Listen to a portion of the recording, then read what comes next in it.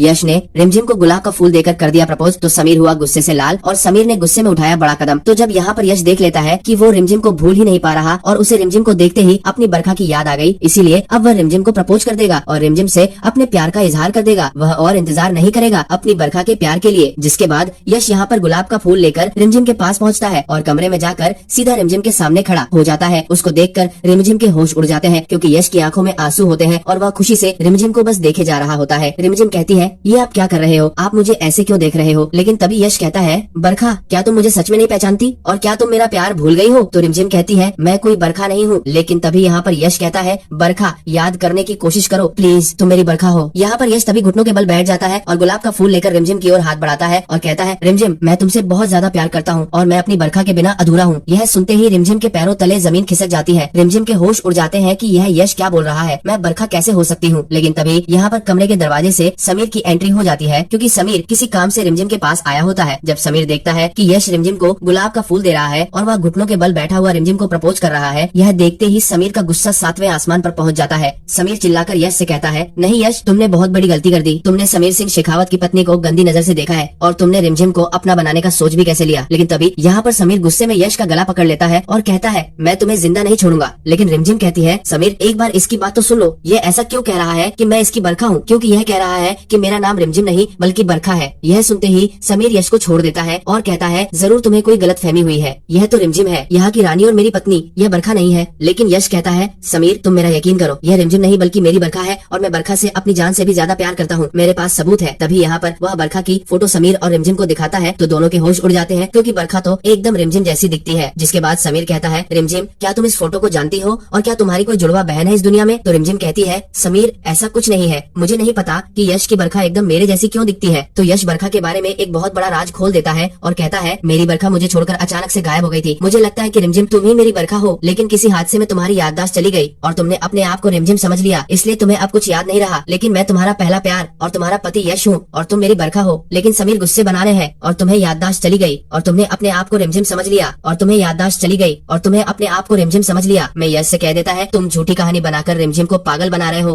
रिमझिम सिर्फ मेरी है, अगर तुमने फिर से रिमझिम के साथ ऐसा कुछ करने की कोशिश की तो मैं तुम्हें जिंदा नहीं छोड़ूंगा। तुरंत यहाँ से निकल जाओ, नहीं तो अच्छा नहीं होगा। मैं पुलिस को बुला रहा हूँ।